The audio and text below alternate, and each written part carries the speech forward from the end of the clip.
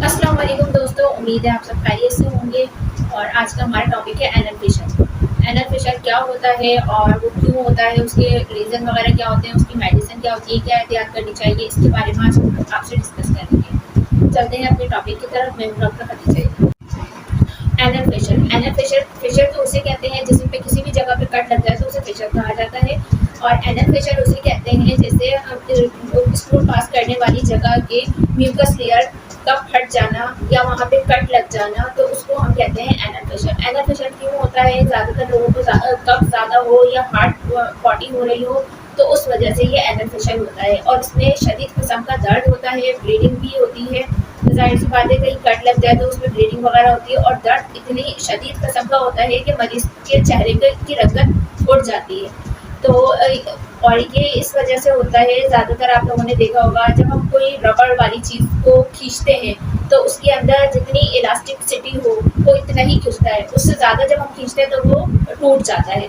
इसी तरह से जो इसके म्यूकस लेयर होती है, इसकी जो इलास्टिसिटी होती है उस और स्टूल बहुत ज़्यादा हार्ड हो और उस पर जोर दिया जा रहा हो और जब वो होता है तो वो अचानक से फट जाता है, जिसको एनल फिशर कहा जाता है। वहाँ पे कट लग जाता है और मरीज़ वॉशरूम करने के बाद उसको इंतहा से ज़्यादा तकलीफ़ होती है, उसे बैठा नहीं जाता, उसकी चेहरे की रंगत बहुत ज़्यादा उड़ जाती है, पेन बहुत ज़्यादा होते हैं और जलन भी होती है और पेन भी होते हैं, जिसकी वजह से मरीज़ को समझ में नहीं आता मुझे दर्द हो रहा है या सिर्फ जलन हो रही है, इस तरह का। और इसके कोजेज़ क्या होते हैं? कब्ज़ बहुत ज़्यादा होना या किसी का लाइफ स्टाइल इस तरह का हो जिसके अंदर मतलब खाना पीना और सोना हो या ज़्यादातर जंक फूड, फास्ट फूड इस तरह की चीज़ें हों और उन लोगों की कोई रूटीन इस तरह की नहीं हो जो मतलब घरेलू काम वगैरह करते हों या इस तरह का। और बहुत ज़्यादा जंक फूड, फास्ट फूड खाने के बाद भी इस तरह की प्रॉब्लम हो सकती है कि एनल फिशर में, यानी कि उधर उस जगह पे एनएस पे कट लग जाना। जो रेक्टम होता है उसके बॉडी जहाँ से पास होती है वहाँ पे कट लग जाए और उसमें बहुत ज़्यादा शदीद का दर्द होता है। और ये ज़्यादातर ड्राई चीज़ें यानी कि इसी तरह का जंक फूड, फास्ट फूड खाने की वजह से भी इस तरह की प्रॉब्लम हो सकती है। और इसके ज़्यादातर रीज़न ये भी होते हैं कि ज़्यादातर पेशेंट को मुसलसल डायरिया हो तो उनको भी एनल फिशर हो जाता है, या किसी को ब्लड सप्लाई, जो खून का जो सप्लाई होता है वहाँ तक के नहीं पहुँच रहा हो, तो वहाँ की नसों में, रेक्टम की जो नसें वगैरह होती है वहाँ तक के नहीं पहुँच रहा हो तो भी इस तरह की प्रॉब्लम हो सकती है।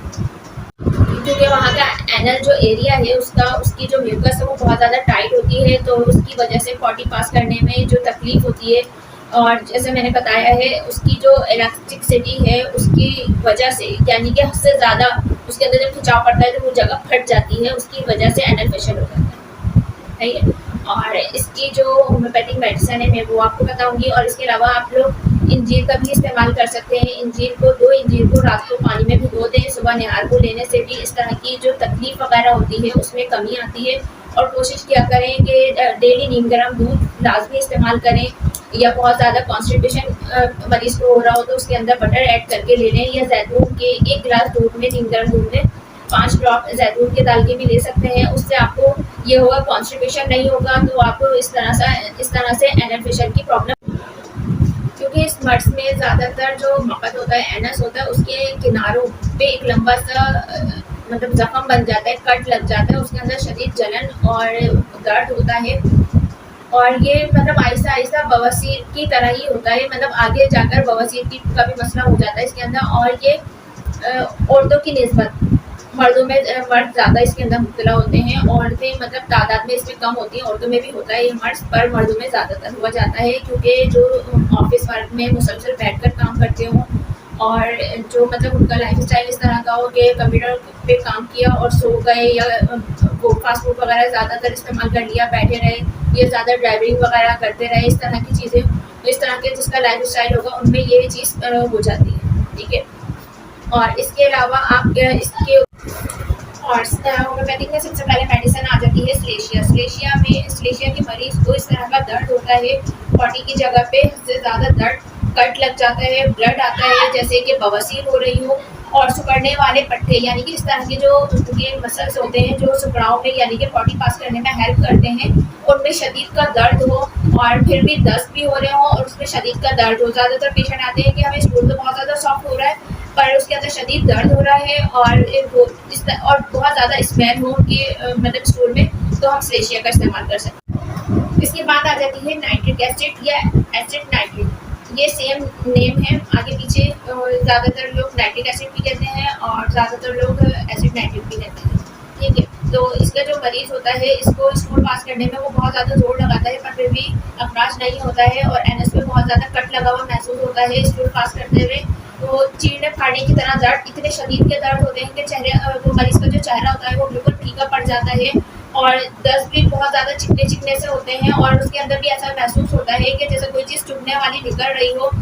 और रफ़ा हाजिर के बाद बदमिजाजी, यानी कि जब वो वॉशरूम से आ जाता है तो उसके अंदर बदमिजाजी सी हो जाती है, चिड़चिड़ापन हो जाता है, उसको बहुत ज़्यादा गुस्सा आता है क्योंकि उसको दर्द जलन बहुत ज़्यादा हो रही होती है और उसको ये भी नहीं समझ में आ रहा होता कि मैं किसी को क्या बोलूँ कि मतलब मुझे दर्द हो रहा है या सिर्फ जलन हो रही है, शदीद की तकलीफ हो रही होती है। तो वो उसके पेट में भी दर्द हो रहा होता है, वो अपने पेट को कस के पकड़ के कपड़ों को तंग करता है, तो उसको दर्द थोड़ा बहुत कम महसूस होता है। ठीक है, और ये है नाइट्रिक एसिड के जो सिम्टम्स है, ये सारे वो हैं। ठीक है, और आप ये भी इस्तेमाल करवा सकते हैं क्योंकि ये बहुत ज़्यादा इंपॉर्टेंट दवाई है।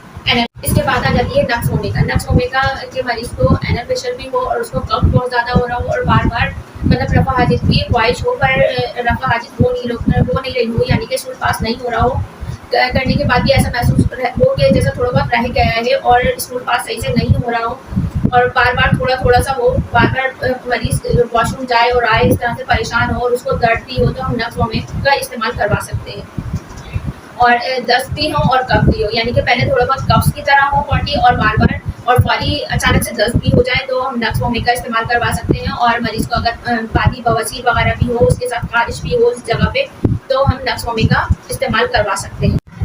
और इसके बाद आ जाती है कैलकेरिया फ्लोर। कैलकेरिया फ्लोर हम जब इस्तेमाल कर सकते हैं जब एनल प्रेशर के मरीज़ को गठियावी दर्द भी हो, मरीज़ को दस्त भी हो, कफ भी हो और एनल की जगह पे कट इस तरह का लग गया हो और खारिश बहुत ज़्यादा हो रही हो, तकलीफ हो, पूरी बवासीर भी हो और वहाँ पे ऐसा बार बार महसूस है कि कोई चीज़ रेंग रही हो या बार बार मतलब खारिश वगैरह हो रही हो और बादी बवासीर हो, सूजन भी हो और मरीज़ बैठ ना पाए, उसको इतनी शदीद तकलीफ हो, वॉशरूम से आने के बाद मरीज़ का चेहरा बिल्कुल फीका पड़ जाए, रंग उतर जाए, टेंशन हो, शदीद दर्द, जलन, इस तरह की चीज़ों में और गैसेस भी बाकसरत खारिश हो रही हो, तो हम कैलकेरिया फ्लोर का इस्तेमाल करवा सकते हैं। इसके बाद आ जाती है हिमामाइलिस। हिमामाइलिस भी हम इस्तेमाल करवा सकते हैं जब एनएस की जगह पर दर्द शदीद का हो, जैसे वो जगह बहुत ज़्यादा कट गई हो और खूनी बवासीर हो रही हो, खून बाकसरत हो रहा हो और मस्से भी हो गए हों और पेचिश भी हो और टपकन भी हो और शदीद का दर्द हो, तो हम हिमामाइलिस भी इस्तेमाल करवा सकते हैं। ये ब्लीडिंग रोकने के लिए बहुत ज़्यादा हेल्प करता है। इसके बाद आ जाती है पल्साटीना। पल्साटीना भी हम इस्तेमाल करवा सकते हैं। इसके मरीज़ को बहुत ज़्यादा पेट में दर्द, गड़गड़ाहट होती है और उसके बाद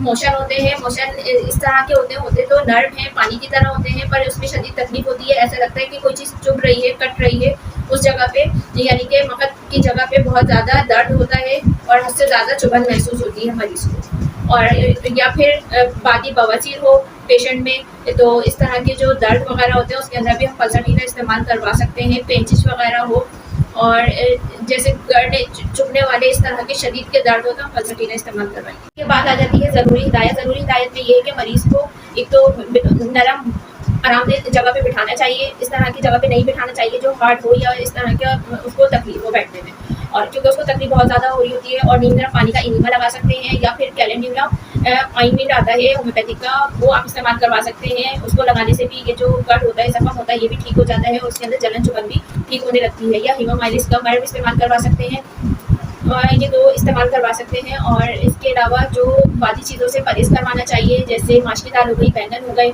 और अरबियाँ वगैरह हो गई और फूल गोभी हो गई, आलू हो गए, इस तरह की जो अंदर जाके ड्राइनेस पैदा करे और पॉटी वगैरह करने में मरीज़ को मसला हो, तो इस तरह की चीज़ों से अवॉइड करवाना चाहिए। डेली नीम गर्म दूध देना चाहिए। नीम गर्म दूध के अंदर 5 ड्रॉप जैतून के ऑयल डाल के देने से भी ये होता है कि मरीज़ को कब्ज़ वगैरह ख़त्म हो जाता है, तो ईज़िली वॉशरूम हो जाता है। और या फिर दूध के अंदर मक्खन मिला के भी दे सकते हैं, जैसे 1 गिलास नीम गर्म दूध के अंदर 1 टेबलस्पून बटर भी ऐड कर सकते हैं। वरना इंजीर का इस्तेमाल करवा सकते हैं। 2 इंजीर रात को पानी में भिगो दें और सुबह नाश्ते से पहले मरीज़ को खिला दें, तो इस तरह की चीज़ों से भी मरीज़ ठीक हो सकते हैं। और वरना करीबी जैसे डॉक्टर वगैरह से डिस्कस करके उसका प्रॉपर इलाज करवाना चाहिए, क्योंकि ये बहुत ज़्यादा तकलीफदेह मर्ज़ होता है। मिलते हैं नेक्स्ट वीडियो में, जब तक कि अपना ख्याल रखिए।